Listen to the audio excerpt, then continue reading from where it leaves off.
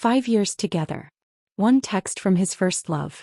And just like that, Nathaniel walked out of my life, straight into hers. I swore I'd never let him see me break. But when he showed up at my wedding to another man, crying like he'd lost everything, that's when I knew my revenge was complete. Nathaniel Hayes, the man I had loved for 5 years, the one who had held me through storms and promised me forever, stood in our dimly lit apartment with a suitcase in his hand and guilt in his eyes. His words were careful, rehearsed, as if he had been practicing them for weeks. "Elena, I need to see where this goes with Lillian. I owe it to myself." Just like that, 5 years of my life were reduced to an obligation he had outgrown. Lillian Moore, his high school sweetheart, the one who had left him for college and a life he wasn't part of, had slithered back into his life with a few well-timed texts and nostalgic conversations. I had ignored the signs at first, brushing off his sudden distance as stress from work, the late-night phone calls as harmless catch-ups with an old friend. But then the excuses became flimsier, the emotional wall between us thicker, until one day he simply stopped trying to hide it. The night he left, I didn't scream. I didn't beg. I just sat on the couch, staring at the half-packed suitcase by the door, wondering how love could dissolve so easily. He hesitated before leaving, his hand on the doorknob as if waiting for me to say something that would make him stay. But what was there left to say? He had already chosen her. The door clicked shut, and just like that, I was alone in the apartment that still smelled like his cologne, surrounded by the remnants of a life we had built together. The framed photos on the wall mocked me. Our trip to Italy, his arm around me at a friend's wedding, the stupid selfies we took when we were drunk and happy. How could someone look at you like you were their entire world one day and then walk away the next? The days that followed were a blur of numbness and rage. I called in sick to work, ignoring concerned texts from friends who had heard the news through the grapevine. My phone buzzed constantly, some from well-meaning friends, others from mutual acquaintances who were just checking in, but really just wanted the gossip. I deleted Nate's number, blocked him on social media, and then immediately unblocked him because some sick part of me wanted to see if he'd post about her. He did. 3 days after leaving me, there they were, Lillian's perfectly filtered face pressed against his arm around her waist, captioned with a cheesy "second chances are everything." I threw my phone across the room, the screen cracking against the wall, a satisfying echo of the fracture in my own heart. Then came the anger. The kind of rage that burns so hot it turns into something else entirely. A cold, calculating need for revenge. I wasn't going to be the pathetic ex-girlfriend who cried into her wine while he got his happy ending. Well, if Nate thought he could walk away unscathed, he was wrong. I had spent 5 years loving him, supporting him, putting his dreams before mine, and he had thrown it all away for a ghost from his past. Fine. But he didn't get to walk away without consequences. That's when I decided I wasn't just going to move on. I was going to make sure he regretted ever letting me go. And the best revenge? Living so well that he had no choice but to watch. Little did he know my story was far from over. And his was just beginning to unravel. The first month after Nate left was the hardest. I woke up every morning reaching for a body that wasn't there, my fingers curling into empty sheets where he used to sleep. The apartment felt too big, too quiet, the silence pressing against my eardrums like a physical weight. I stopped cooking because everything reminded me of him. The way he'd sneak bites before dinner was ready, the stupid jokes he'd make about my questionable knife skills. My reflection in the mirror became a stranger. Dark circles under my eyes, lips chapped from biting back tears, hair tangled from restless nights spent scrolling through old photos like a masochist. But then one morning something snapped. I caught sight of myself in the bathroom mirror, really looked at the hollow-eyed woman staring back, and something inside me recoiled. This isn't who I am. I started small. I dragged myself to a yoga class where the instructor's too cheerful voice grated on my nerves, but the burn in my muscles felt good, like I was reclaiming my body from the grief that had been leaching into my bones. I deleted every photo of Nate from my phone, not just into the trash but permanently, watching the pixels dissolve like smoke. When mutual friends cautiously asked how I was holding up, I didn't lie and say I was fine. I said, "I'm surviving," and let the steel in my voice warn them not to pity me. And then there was the apartment, our apartment now just mine. I painted the bedroom walls midnight blue, a color Nate had always hated, and burned the vanilla-scented candle he loved until the wax pooled dry. It was petty maybe, But each small act felt like drawing a line in the sand between the woman I'd been with him and the one I was becoming without him. Work became my sanctuary. As an interior designer, I'd always had an eye for rebuilding broken spaces, and now I turned that skill inward. I took on projects I would have previously dismissed as too ambitious, pitching bold concepts that made clients raise their eyebrows before inevitably nodding in approval. My boss noticed, sliding a plum account onto my desk with a raised eyebrow and a simple, "Don't screw it up." The project was a high-end boutique hotel downtown, the kind of career-making opportunity one would have discussed with Nate for hours, dissecting every detail. Now I poured all that energy into my sketches, losing myself in swatches of fabric and samples of reclaimed wood until my hands ached and my vision blurred. The late nights at the office kept me from dwelling on the fact that no one was waiting for me at home, that my phone no longer lit up with his name. Then came the night I ran into them. It was stupid, really. I'd known the risk when I agreed to meet friends at the Oak, the upscale bar where Nate and I had celebrated our last anniversary. But some stubborn part of me refused to let his ghost chase me out of places I loved. I was 2 drinks in, laughing at something my friend Jess had said when the air changed. A familiar ripple of laughter cut through the murmur of the crowd, and there he was. Nate, his arms slung possessively around Lillian's waist, her glossy dark hair cascading over the shoulder of a dress that looked suspiciously like one I owned. They hadn't seen me yet, and for one suspended moment I considered bolting. But then Lillian threw her head back in laughter at something Nate murmured against her ear, and something inside me hardened. I stood abruptly, smoothing my hands down the emerald green dress I'd bought specifically because Nate once said it brought out my eyes. Let him look. Let him remember. I made sure to cross their sight line on my way to the bar, catching the exact moment recognition flared in Nate's expression. His grip on Lillian loosened slightly, his mouth parting as if he might call out to me, but I turned away before he could, ordering another drink with a steady voice. I could feel his gaze burning into my back, could see the way Lillian's smile tightened as she followed his line of sight. When the bartender slid my cocktail across the counter, I raised it in a mock toast toward their general direction before taking a slow, deliberate sip. The message was clear. I'm not broken. And I'm certainly not hiding. Later, Jess would tell me Nate watched me all night, that his laughter sounded forced whenever I threw my head back in genuine amusement at someone else's joke. That Lillian's fingers kept tightening around his arm like she was afraid he might slip away. I didn't look at them again, but I didn't need to. I could feel the shift in the room, the unspoken tension that hummed beneath my skin. By the time I left, swinging my coat over my shoulders with a careless grace I didn't quite feel, I knew one thing for certain. Nate hadn't expected me to bounce back. He hadn't prepared for me to be anything other than devastated. And that was his first mistake. Because the Elena he left would have crumbled. The Elena he'd find now? She was just getting started. The universe has a cruel sense of humor. Just when I thought I had mastered the art of avoiding Nate and Lillian, fate decided to throw us together in the most cliché way possible. A mutual friend's engagement party. When the invitation arrived in my inbox, I stared at it for a full 5 minutes, debating whether to decline with some polite excuse about work commitments. But then my pride kicked in. Why should I hide? I wasn't the one who had betrayed someone. I wasn't the one who should feel uncomfortable. So I RSVP'd with a defiant click, bought a dress that hugged every curve Nate used to worship, and made sure my hair and makeup were flawless. If I was going to face them, I'd do it looking like the kind of woman who didn't just survive heartbreak, she thrived after it. The venue was an elegant rooftop garden, strung with fairy lights that cast a soft glow over the crowd. I arrived fashionably late, just enough to ensure most guests were already there, including Nate and Lillian.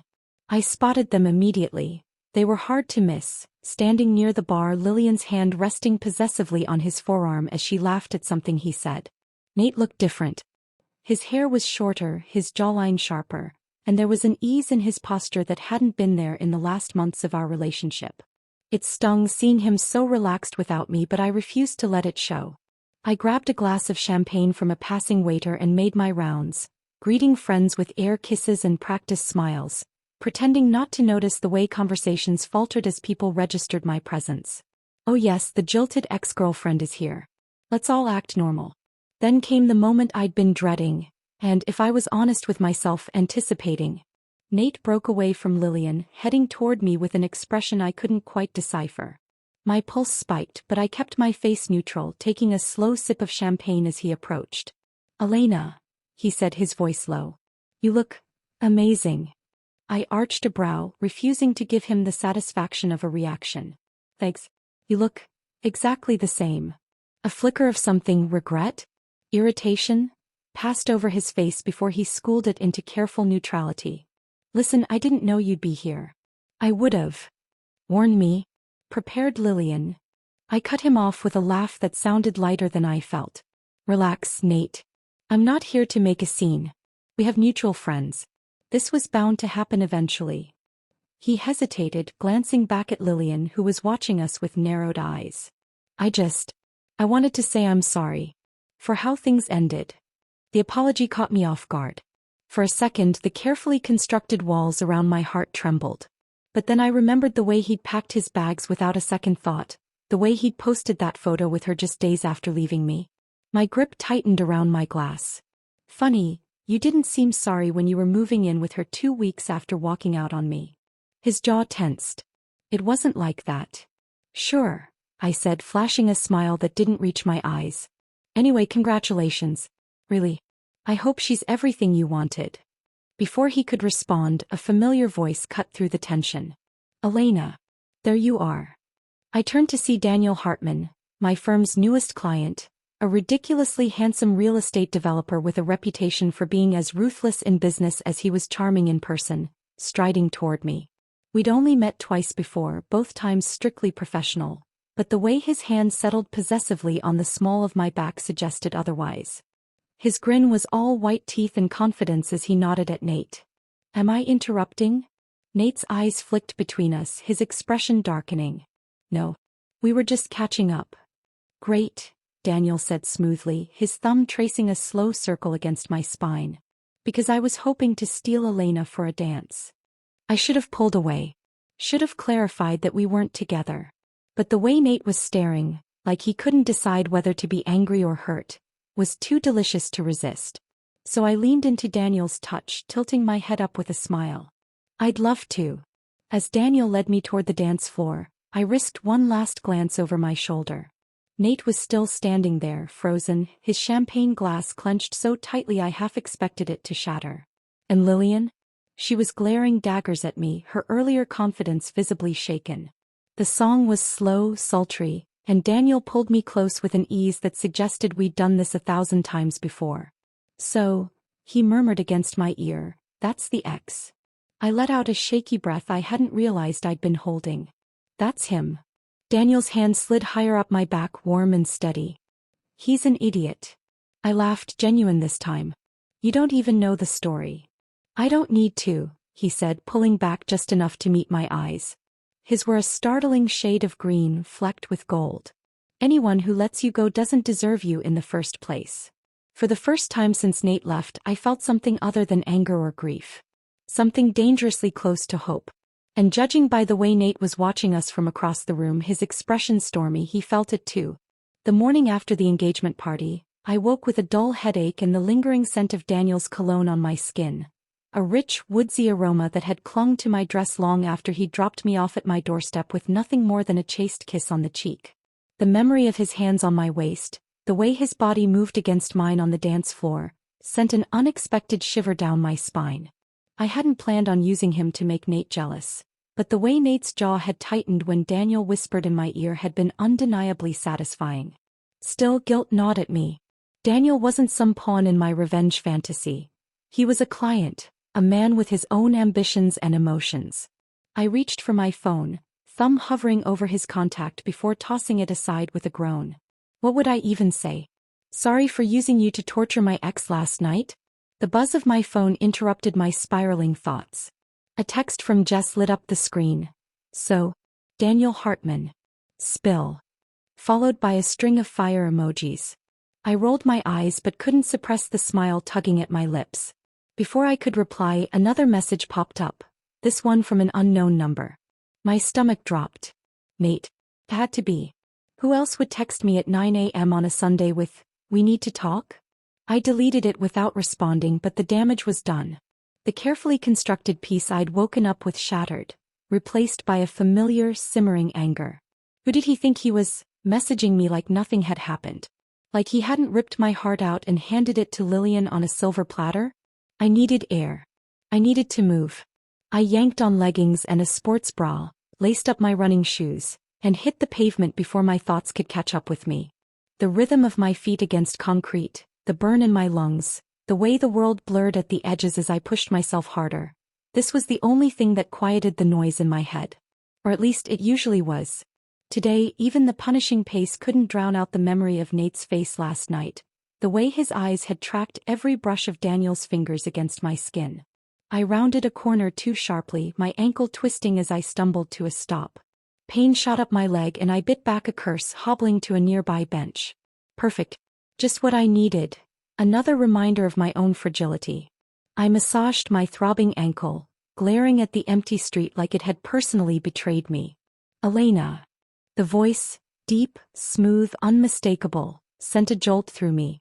I looked up to find Daniel standing a few feet away, dressed in running shorts and a sweat-drenched t-shirt that clung to every defined muscle. His brow furrowed as he took in my wince. "You okay?" "Peachy," I muttered, forcing a smile. "Just a minor disagreement with gravity." He crouched in front of me, his hands hovering over my ankle. "Mind if I take a look?" Before I could protest, his fingers were pressing gently along the swelling, his touch clinical yet oddly intimate. I sucked in a breath, suddenly hyper-aware of how close he was, the way the morning sun caught the gold in his stubble. "Not broken," he said after a moment, his thumbs circling the tender skin. "But you should ice it. Come on, I live 2 blocks away." I blinked. "What?" He grinned, that same effortless charm from last night flashing in his eyes. "Unless you'd rather hobble home on your own?" I should have said no. Should have called an Uber, texted Jess, done anything other than let this man, who was by all accounts still essentially a stranger, half carry me to his apartment. But the thought of going back to my empty place, of sitting with my thoughts and Nate's unanswered text, was unbearable. So I nodded. Daniel's apartment was exactly what I'd expected. Spacious, impeccably decorated with floor-to-ceiling windows that flooded the space with light. It was the kind of place that belonged in a magazine, all clean lines and minimalist furniture, but the lived-in details surprised me. A well-loved guitar propped in the corner, a stack of dog-eared novels on the coffee table, a half-finished puzzle spread across the dining table. "Make yourself comfortable," he said, guiding me to the couch before disappearing into the kitchen. I heard the clink of ice, the rush of water, and then he was back, pressing a wrapped ice pack into my hands. "Elevate it." I obeyed, watching as he grabbed a bottle of water from the coffee table and twisted off the cap before handing it to me. "You're surprisingly good at this." He smirked. "What, playing doctor?" "Playing hero," I shot back, but my cheeks warmed. Daniel chuckled, sinking into the armchair across from me. "I have a younger sister. She was a menace on roller skates." The easy admission disarmed me. I'd expected Daniel Hartman, the Daniel Hartman who dominated business headlines and had a reputation for bulldozing competitors, to be all sharp edges and calculated charm. Not this. Not real. We fell into an unexpectedly comfortable silence, broken only by the occasional crackle of the ice pack. Then out of nowhere Daniel said, "He's not over you." I stiffened. "What?" "Nate. The way he looked at you last night." Daniel shook his head, his expression unreadable. "That's not how a man looks at someone he's moved on from." I swallowed hard, my fingers tightening around the water bottle. "You don't know him." "I don't need to," Daniel said, leaning forward, his elbows resting on his knees. "But I think you need to decide something, Elena." "What's that?" His gaze locked onto mine, intense and unwavering. "Whether you're done with him, really done, or if you're just waiting for him to realize he made a mistake." The question hit like a punch to the gut. Because the truth was, I didn't know. Revenge had been my fuel for months, but what happened when the fire burned out? Who was I without the anger? Before I could answer, Daniel's phone buzzed. He glanced at the screen, his jaw tightening. "I have to take this." He stepped onto the balcony, his voice too low to hear through the glass. I busied myself with my phone, ignoring the 3 new texts from Nate. "Please just talk to me. I miss you. You looked so beautiful last night." And opened my work email instead. When Daniel returned, his expression had shifted, the easy warmth replaced by something guarded. I hate to cut this short, but I have to head into the office. Of course, I said, scrambling to stand, my ankle protesting. Thank you for. Let me drive you home, he interrupted, already grabbing his keys. The ride was quiet, the air between us charged with unspoken words. When he pulled up to my building, I hesitated, my hand on the door handle. Daniel. Think about what I said, he murmured, his eyes fixed straight ahead. And Elena. The next time I take you out, I'd like it to be because you want to. Not because you're trying to prove something to someone else. Then he was gone, leaving me standing on the curb with a throbbing ankle, a racing heart, and the unsettling realization that Daniel Hartman saw way too much. And the worst part? I kind of liked it. For 3 days I didn't respond to Nate's texts. I deleted them as soon as they arrived, refusing to let his words take root in my mind. But on the 4th morning he changed tactics. A handwritten letter slipped under my apartment door, the familiar slant of his handwriting sending an unwelcome jolt through my chest. I stared at the envelope like it might burst into flames, my name scrawled across the front in ink that had smudged in one corner, as if he'd hesitated mid-stroke. Part of me wanted to burn it unread. The other part, the weaker part, needed to know what he could possibly say to justify walking away after 5 years. With trembling fingers I tore it open. Elena. I know you don't want to hear from me. I know I don't deserve your forgiveness. But I need you to understand, what I had with Lillian wasn't real. Not like what we had. I got caught up in nostalgia, in the idea of fixing something that broke a long time ago. But being with her only made me realize how much I took you for granted. You were my future. You still are. I miss you. Every damn day. Please. Just give me a chance to explain. Nate. The paper crumpled in my fist as I sucked in a sharp breath. 5 years together and he'd never written me a letter. Not even on our anniversaries. Now suddenly he was pouring his heart out on paper like some tragic romantic hero? I hurled it into the trash, but the words clung to me, sticky as spider silk. You were my future. You still are. Was this his idea of a grand gesture? A few pretty sentences to erase the way he'd packed his life and left without looking back? My phone buzzed. A notification from the boutique hotel project. Normally work was my escape, but today the renderings blurred before my eyes. I couldn't focus. Not with Nate's voice echoing in my head, not with the memory of Daniel's piercing green eyes asking me if I was really done. I needed a distraction. I needed a knock at the door. My pulse spiked. Nate. It had to be. Who else would show up unannounced? I considered ignoring it, but the knocking grew more insistent. Swearing under my breath, I yanked the door open. And froze. Daniel stood in the hallway, one hand braced against the doorframe, his usually impeccable suit rumpled, his tie loosened. He looked like he hadn't slept in days. We need to talk, he said, his voice rough. I blinked. About the project? About us. There was no us. There couldn't be. But the intensity in his gaze made my breath hitch. Before I could respond, he stepped forward, crowding into my space, his fingers brushing my wrist. I've tried to stay away. Told myself you needed time, that I was just a rebound, a pawn in whatever game you're playing with, Nate. His thumb traced my pulse point, sending shivers up my arm. But I can't stop thinking about you.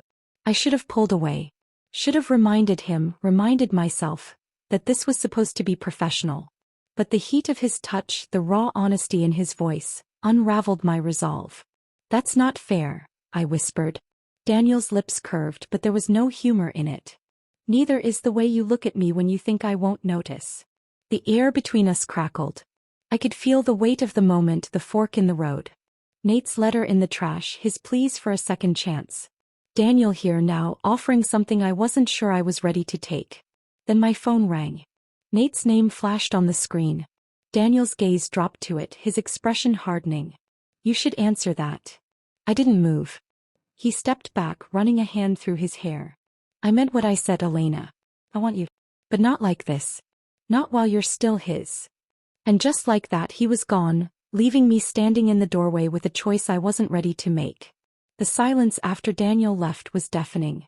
I stood frozen in the doorway, my fingers still tingling where his touch had lingered, the ghost of his words hanging in the air like a challenge. Not while you're still his. The accusation stung because it was true. No matter how much I pretended to have moved on, Nate still had his hooks in me.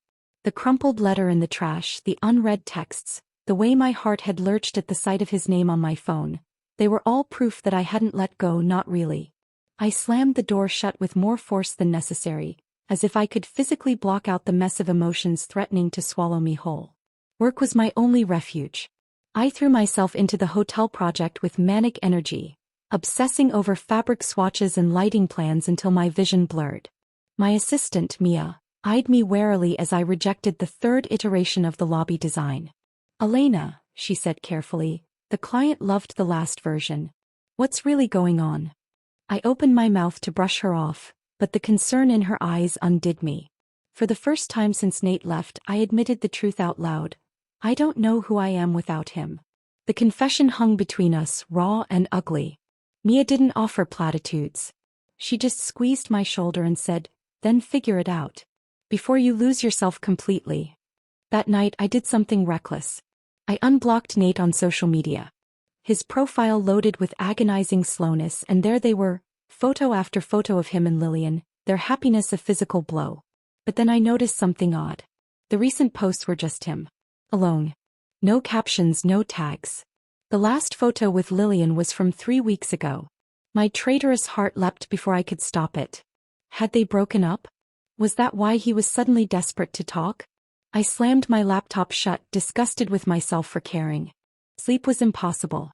At 2 a.m. I found myself standing in front of my closet, staring at the back corner where I'd shoved all the gifts Nate had given me. The silk scarf from Paris, the ridiculous stuffed bear he'd won at a carnival, the jewelry box with a broken hinge I'd never gotten around to fixing. I yanked it all out, piling it onto my bed with shaking hands. 5 years of memories reduced to a heap of objects. I reached for the bear, its fur matted from too many nights spent clutched to my chest after Nate left, and something inside me snapped. I needed answers. The text I sent Daniel was short and to the point. "You were right. I need to figure this out. Give me a week." His reply came instantly. "Take all the time you need. No questions, no pressure. Just quiet understanding." That more than anything made my eyes burn. Then I did what I should have done months ago. I called Nate. He picked up on the first ring, his voice rough with sleep. "Elena." He, once. "In person." I forced the words out before I could change my mind. "Tomorrow." Neutral ground. The coffee shop I chose was one we'd never been to together. A bright, impersonal place with too many windows and cheerful baristas who wouldn't know our history. I arrived early, claiming a corner table where I could face the door. My hands wouldn't stop trembling around my teacup. When Nate walked in, my breath caught. He looked older, the lines around his eyes more pronounced, his shoulders slightly hunched as if carrying an invisible weight. But when he saw me, his whole face lit up with a hope that made my chest ache. "You came," he said, sliding into the chair across from me. I wrapped my hands tighter around my cup. "I want the truth. No bullshit. Why did you really leave?" Nate's smile faded. He stared down at his hands, the same hands that had held me, loved me, then packed up and walked away. "I was scared," he admitted quietly. "Things with us were getting serious, the talk about marriage, buying a house, and I panicked. When Lillian reached out, it felt easy, familiar. Like I could press pause on adulthood for a while." He finally met my eyes. But being with her just made me realize how much I wanted what we had. What I threw away. The raw honesty in his voice undid me. This wasn't the smooth-talking Nate who could charm his way out of anything. This was the boy I'd fallen for years ago, vulnerable and regretful.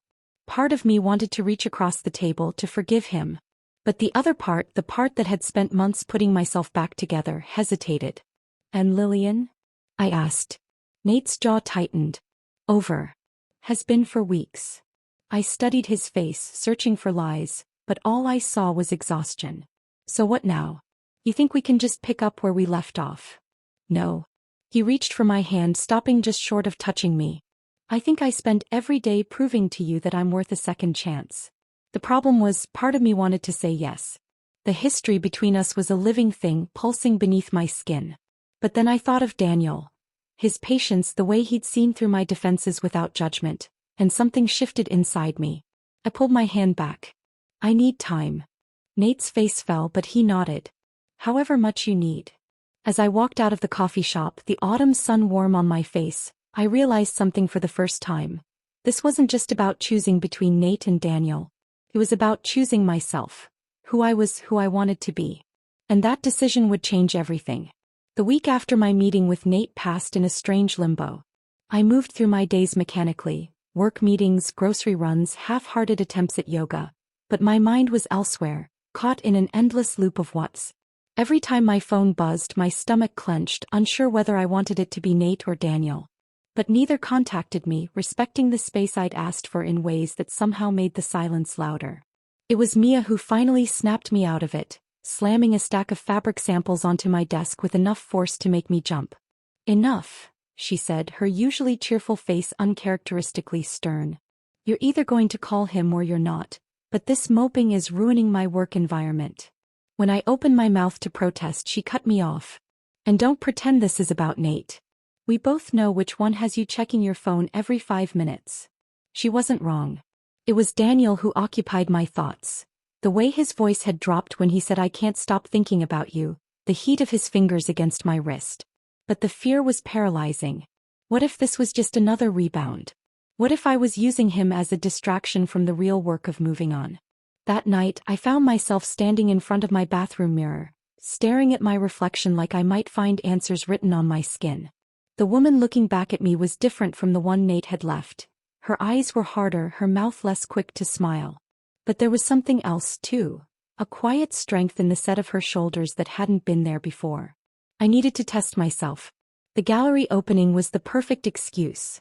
A high-profile event where I'd be surrounded by colleagues and clients, where I could prove I was still Elena Carter, rising star of the design world, not just someone's ex-girlfriend or potential rebound.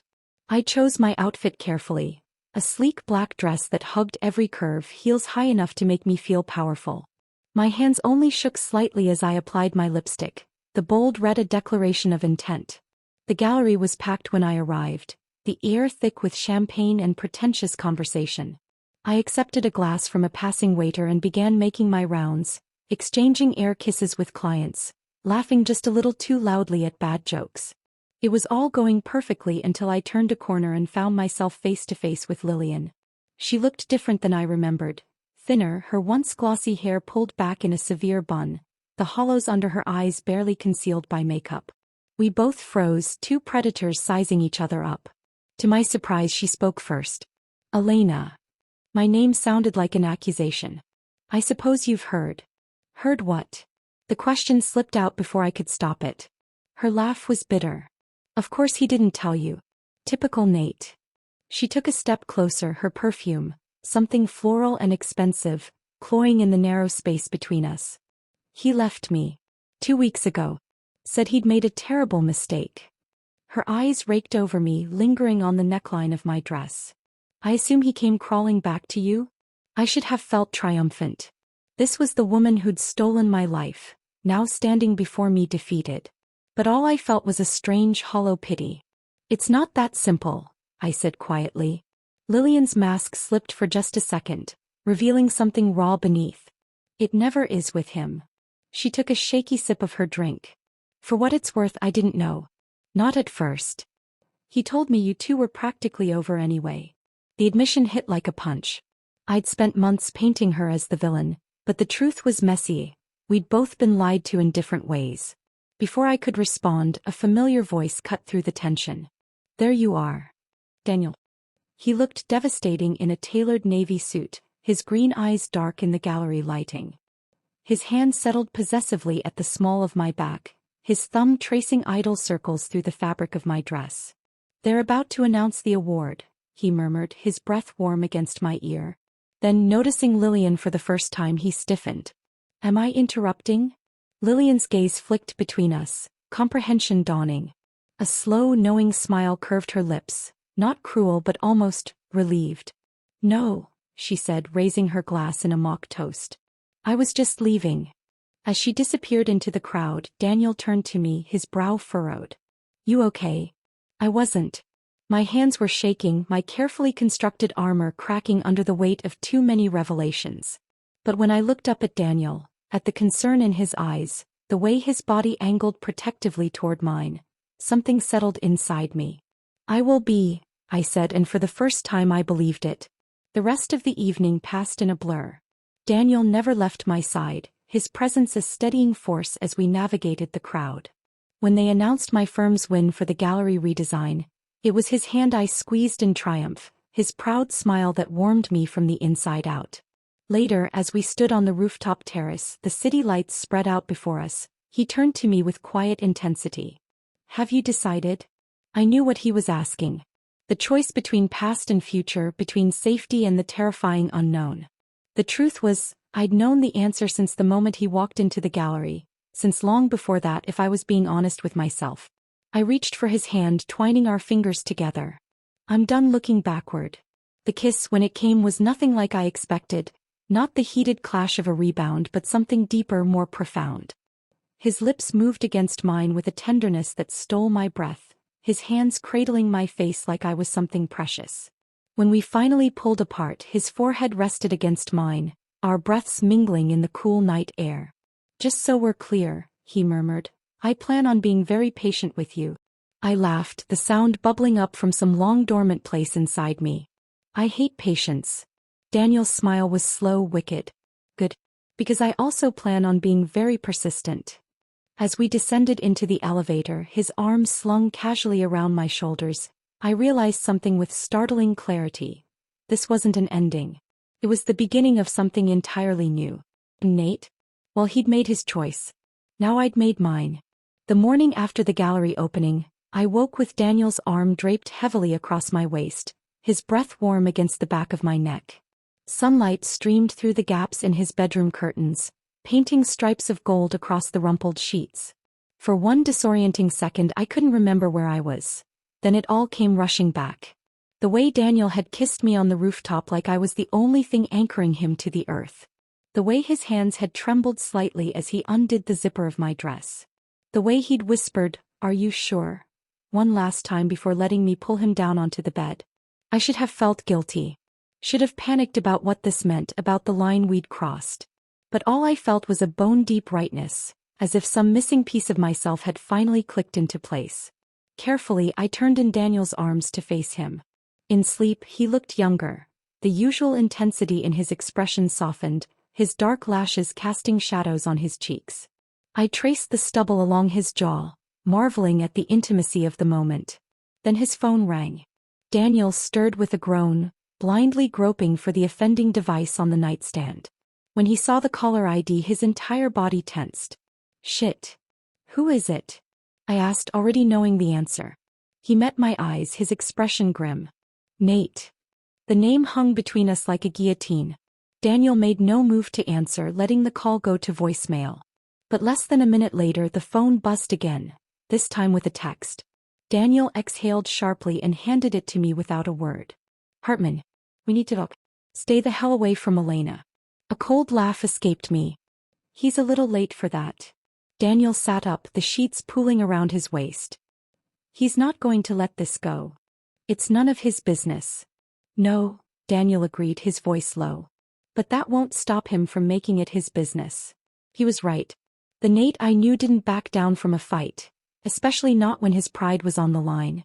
The realization should have scared me, but instead, a strange calm settled over me. Maybe this was exactly what I needed. A final confrontation to sever the last threads tying me to the past. I reached for my own phone, scrolling past dozens of missed calls and unread texts from Nate, and typed a single message. "Meet me at our old spot. Noon." Daniel watched me, his expression unreadable. "You're really going to see him?" "I have to." I leaned forward, pressing a kiss to the tense line of his shoulder. "But this isn't about him anymore. It's about me." The park bench by the lake had been our spot, mine and Nate's. We'd had our first kiss there, shared countless lunches during stolen work breaks, even talked about getting married under the old oak tree that shaded the water's edge. Now as I approached, I saw Nate already waiting, his posture rigid, his hands clenched into fists on his knees. He stood when he saw me, his eyes raking over my outfit, Daniel's shirt from the night before, hastily borrowed and far too large on my frame. His jaw tightened. "So it's true." I didn't bother pretending to misunderstand. "Yes." Nate flinched as if I'd struck him. "How long? Does it matter?" "To me? Yeah, Elena, it fucking matters." His voice cracked on the last word, raw with emotion. Was this going on before we broke up? Is that why you? No, the accusation stung, but I kept my voice steady. Nothing happened until last night. But you don't get to act betrayed, Nate. You walked away. You chose Lillian. And I regret it. He stepped closer, his eyes desperate. Every single day. But you moved on like I meant nothing. The irony was almost laughable.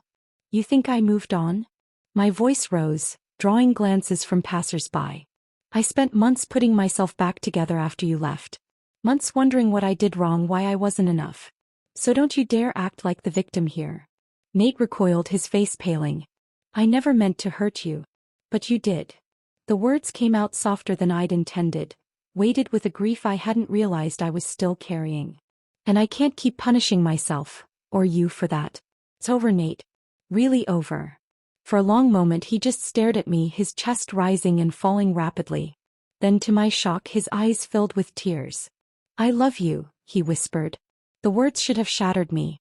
Instead they settled like dust, leaving nothing but a quiet sadness in their wake. I know, I said gently. But love isn't always enough. Daniel was waiting outside, leaning against his car with his arms crossed. He'd insisted on driving me, though he'd stayed in the parking lot, giving me space. Now as I approached, his gaze searched my face. Everything okay? I exhaled, long and slow, the weight of the conversation finally settling over me. Yeah, I said, and realized I meant it. Everything's okay. He opened his arms and I stepped into them without hesitation, burying my face in his chest. His heartbeat was steady under my ear, his scent familiar and comforting. For the record, he murmured into my hair, if you'd gone back to him I would have had to kill him. I laughed, the sound muffled against his shirt. Noted. He tipped my chin up, his expression turning serious. You sure you're done? I thought about it, really thought about it. About Nate's tears, about the years we'd shared, about the future I'd once imagined. Then I looked at Daniel, at the quiet strength in his eyes, the way he'd stood by me through every storm, and knew my answer. I've never been more sure of anything in my life. His kiss tasted like promise, like a future I couldn't wait to begin. Winter arrived in a flurry of snow and twinkling lights, the city transforming into a glittering wonderland overnight. Daniel and I spent our weekends curled up by the fireplace in his penthouse, our weekdays buried in work. Him finalizing a multi-million-dollar real estate deal, me overseeing the grand opening of the boutique hotel that had consumed my life for months. It was a comfortable rhythm, easy in a way I hadn't known relationships could be. There were no mind games, no second-guessing, just the quiet certainty that whatever came next we'd face it together. Which was why I should have seen it coming. The night it happened started like any other. Daniel had been acting strangely all week. Distracted during dinners, his phone always face down, hushed conversations cut short when I entered the room. I'd chalked it up to work stress until Mia cornered me in the office bathroom, her eyes wide with poorly concealed excitement. Oh my God, she hissed, gripping my shoulders. It's happening. I blinked. What's happening? She groaned, throwing her hands up. You're impossible. Just wear something nice tonight, okay? Realization dawned slowly, then all at once. My stomach swooped. Wait. You think Daniel's going to? I think, Mia said pointedly, that you should stop asking questions and start picking out a dress. By the time Daniel texted that he'd be home late and to meet him at the Oak at 8, I was a nervous wreck. I'd tried on every dress I owned, finally settling on an emerald green sheath that matched the earrings he'd given me, the ones I now never took off. My hands shook as I applied my makeup, my reflection in the mirror flushed and wide-eyed. This was ridiculous. He probably just wanted to celebrate the hotel opening. I was getting worked up over nothing. But when the Uber dropped me off at the Oak, the entire place was dark. No patrons, no bartenders, just a single hostess who smiled knowingly and gestured toward the rooftop. Mr. Hartman is waiting for you. My heart pounded so loudly I could hear it in my ears as I climbed the stairs. The rooftop had been transformed, strung with hundreds of fairy lights, the Manhattan skyline glittering beyond the railing. And there, standing in the center of it all, was Daniel.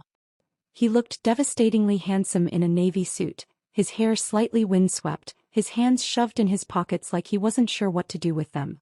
When he saw me, his entire face lit up. You came. I swallowed around the lump in my throat.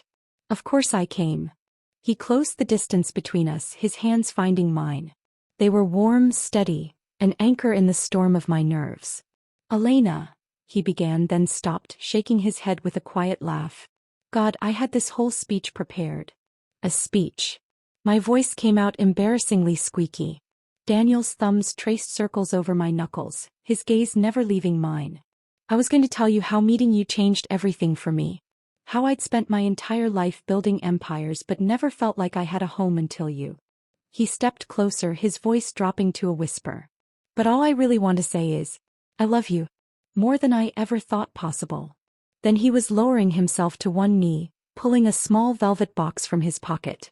The ring inside was stunning. A pear-cut diamond set on a delicate platinum band, sparkling in the fairy lights like a captured star. Marry me, he said, his voice rough with emotion. Not because it's the next logical step, not because we're trying to prove anything to anyone, but because I can't imagine spending another day without calling you mine. Tears blurred my vision. This man, this impossible, infuriating, wonderful man, had seen me at my worst and loved me anyway. Had stood by me through the wreckage of my past and never once asked for more than I could give. Yes, I whispered, then louder, yes. Daniel surged to his feet, crushing me to his chest as he spun me in a circle, his laughter vibrating through me.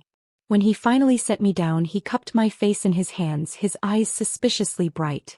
I was so sure you'd make me sweat. I grinned, swiping at my tears. I'll make you sweat later. His kiss was a promise, a beginning, a silent vow that this, us, was forever. The celebration that followed was a blur of champagne and laughter. Mia and Jess appeared seemingly out of thin air, toasting with glasses that clinked too hard, their cheeks flushed with excitement. Daniel's arm never left my waist, his fingers occasionally brushing the ring now nestled on my left hand as if to reassure himself it was real. It wasn't until we were back at his penthouse, curled together on the couch, that reality truly settled over me. I twisted the ring absently, watching the way it caught the firelight. Do you think he knows? Daniel didn't need to ask who I meant. His hand stilled on my back. Does it matter? I thought about Nate, about the broken man in the coffee shop, the hollow-eyed groom at his own wedding. Thought about the years we'd shared, the love we'd lost. Then I looked at Daniel, at the future shining in his eyes, and smiled. No, I said, leaning into his touch. It doesn't. Our wedding day dawned with a sky so clear and blue it felt like the universe itself was celebrating. I stood in the bridal suite of the very boutique hotel I'd designed, surrounded by the women who had carried me through the darkest days. Mia fussing with the delicate lace of my veil, Jess carefully applying a final coat of mascara to my lashes, my mother clasping my hands with tears in her eyes. The ivory silk of my gown whispered against my skin as I turned to take in my reflection, the delicate embroidery catching the morning light. For a moment I barely recognized myself, not because of the hair and makeup, but because of the quiet joy radiating from my own expression. This was the face of a woman who had walked through fire and emerged stronger on the other side. Daniel's going to lose his mind when he sees you, Mia whispered, adjusting a curl that had escaped from my updo. I smiled, my fingers drifting to the emerald earrings I'd worn deliberately, the same ones Daniel had given me before Nate's wedding. Full circle. That's the plan. A knock at the door startled us all. My father stood in the doorway, handsome in his tailored tuxedo, his eyes suspiciously bright. It's time, sweetheart. The walk down the aisle passed in a dreamlike haze. The ceremony was set in the hotel's garden courtyard, where arches of white roses framed the aisle, their petals scattering in the gentle breeze. Guests rose as I appeared, but I barely noticed them. My entire world had narrowed to the man waiting at the altar. Daniel stood with his hands clasped before him, his broad shoulders perfectly filling out his tuxedo. When he turned to watch my approach, his breath visibly caught, his lips parting in awe. There was no pretense in his expression, no carefully curated emotion, just raw, unfiltered love that made my knees weak. "You're stunning," he mouthed as I reached him. The ceremony itself was a blur of vows and rings and the officiant's voice fading into the background. I barely remembered speaking my lines, only the way Daniel's hands trembled as he slid the wedding band onto my finger, the way his voice broke when he promised to love me forever. When we were finally pronounced husband and wife, His kiss was anything but chaste, acclaiming that had our guests cheering and my cheeks flushing. The reception passed in a whirlwind of laughter and dancing, of champagne toasts and stolen kisses when we thought no one was looking. It was perfect. Until I spotted him. Nate stood near the edge of the dance floor, his presence like a sudden chill in the warm room. He was alone, no Lillian in sight, dressed in a suit that hung slightly too loose on his frame. Our eyes met across the crowd and for a moment time seemed to freeze. He looked older, the lines around his eyes more pronounced, his mouth set in a grimace that might have been meant as a smile. Daniel's arm tightened around my waist, his voice low in my ear. I can have him removed. I shook my head, placing my hand over Daniel's. No. I need to do this. Approaching Nate felt like walking through molasses. He straightened as I neared, his drink clutched too tightly in his hand. Elena. His voice was rough as if he hadn't used it in days. You look happy. I am. The words came easily without malice. You shouldn't have come, Nate. He swallowed hard, his gaze flicking to Daniel across the room. I had to see it for myself. Had to know it was real. The pity that washed over me was unexpected but not unwelcome. It's real. Nate's throat worked, his eyes suspiciously bright. I was wrong, you know. About everything. About her. About you. He swirled the ice in his glass, the cubes clinking like wind chimes. I thought seeing you with him would destroy me. But I think I just needed to know you were okay. The honesty in his words disarmed me. This wasn't the Nate who had begged for me back, who had tried to manipulate his way into my life again. This was someone who had finally faced his own mistakes. I'm more than okay, I said softly. He nodded, his jaw clenched tight against whatever emotion was threatening to break free. Good. That's good. We stood in silence for a moment, two people who had once meant everything to each other, now strangers bound only by memory. Then Nate raised his glass in a shaky toast. To new beginnings. I touched his arm briefly, the contact light and final. Goodbye, Nate. Daniel was waiting when I turned away, his expression unreadable. Without a word, he pulled me into his arms, his lips brushing my temple. Okay. I looked around at the flowers, the lights, the faces of everyone we loved. Then up at my husband, my partner, my future. Perfect. As we danced under the stars, Nate's retreating figure disappearing into the night, I realized with startling clarity that this wasn't an ending. It wasn't even a beginning. It was simply the next chapter of a story I couldn't wait to live. The end.